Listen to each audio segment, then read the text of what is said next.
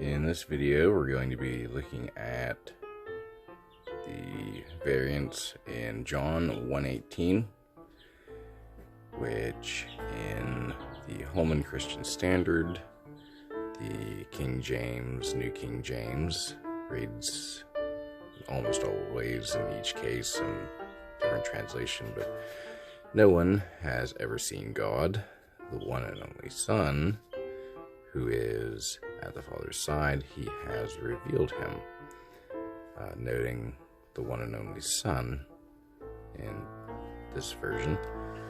And in the ESV, the New American Standard, and most other translations go like this: no one has ever seen God, but the only God, who's at the Father's side, he has made him known.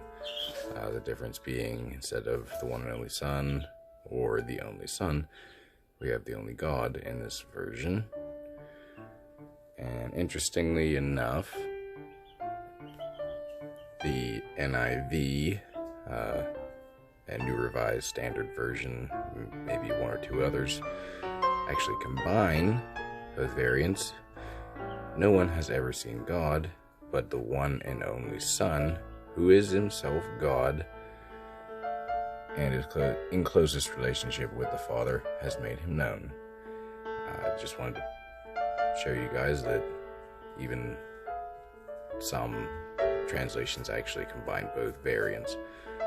But as we'll see, this is actually a combination and doesn't actually represent any Greek text, just to point that out.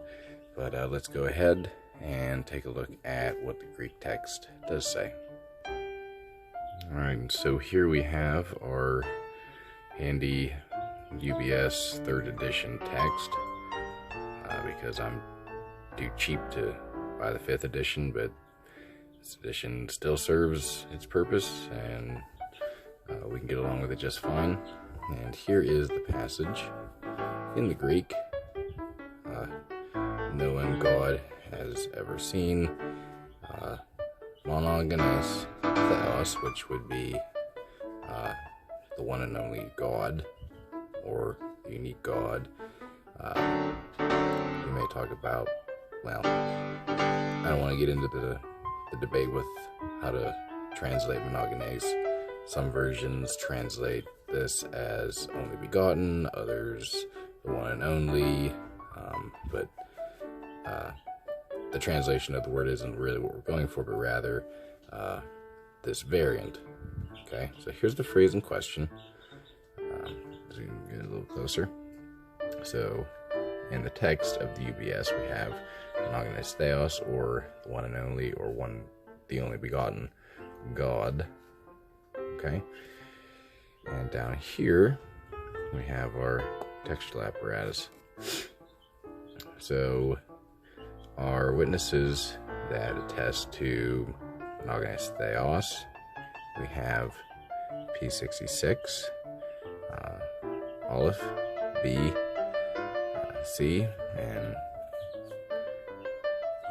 actually we're going to count this as the same, because even though it includes the article, the phrase in question is still the same, which would be represented in P75, 3rd corrector, Sinaiticus 33, and I can let you pause the video or go get out your own UBS and see all the other witnesses. So there's our attestation for monogenes theos. You can include all of these because the article isn't really making much of a difference here. Now, our witnesses that attest to the monogenes huios, or one and only Son, only begotten Son, we have Alexandrinus, 3rd corrector of C. All of these minuscules, lectionaries, the Old Latin, Vulgate, and so on and so forth. And trying to, there we go. There's the Byzantine or majority text. also supports this, so this is the majority text reading and has a lot of attestation behind it, most of it being later, besides the Old Latin. And we do have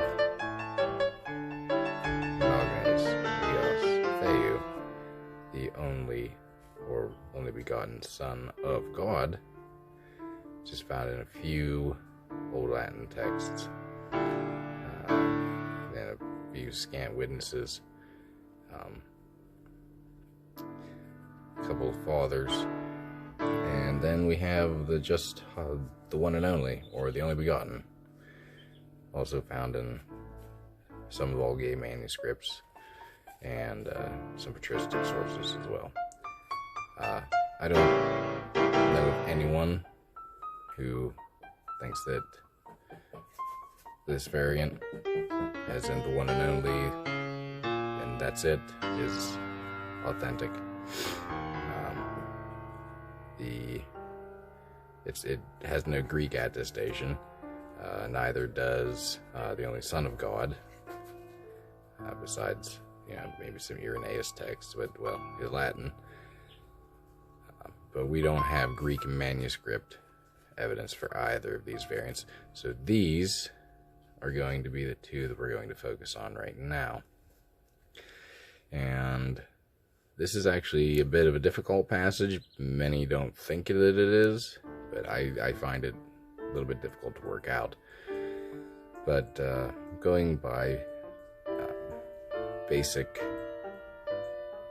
reasoned eclecticism, what we can look at here is which text seems to give rise to the other.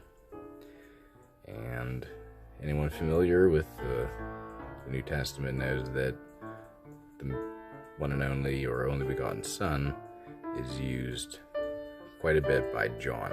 It's a phrase he uses quite often, not only in his Gospels, but also in his epistles. So it's a common phrase. While Monogenes Theos this is the only place where this variant appears. Nowhere else. So if we consider either one of these as being original, how do we justify how one was switched to the other? Now, if the only begotten Son were the original text, what would be a reasonable explanation as to why it would be replaced with Theos?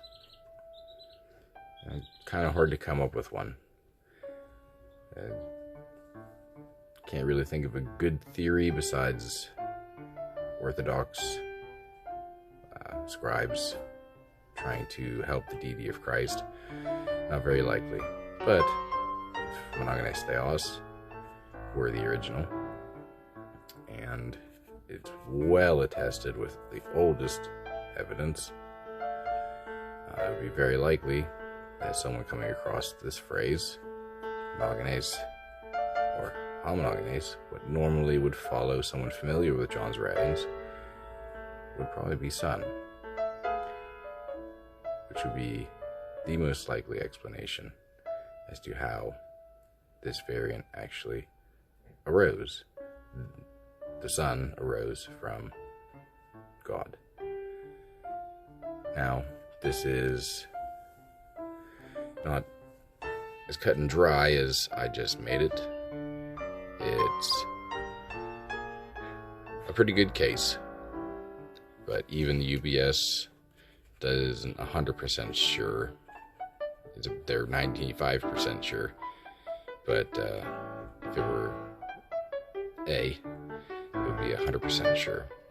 So I do give this a little bit of leeway that Theos could be the original reading because it is Johannine language. But all things considered, the manuscript evidence given that it's the oldest, and we have papyri agreeing with the ancient majuscules, it's a little bit hard to argue against it. So the reason your Bible reads either one of these ways is because someone came down on the decision that either this was the most likely the original, because this looks like it would have been what it was changed to, and it has very good attestation, especially ancient evidence. But as you could tell before, several translations and texts, including the Tyndale House Greek New Testament, actually do go with son in this particular passage.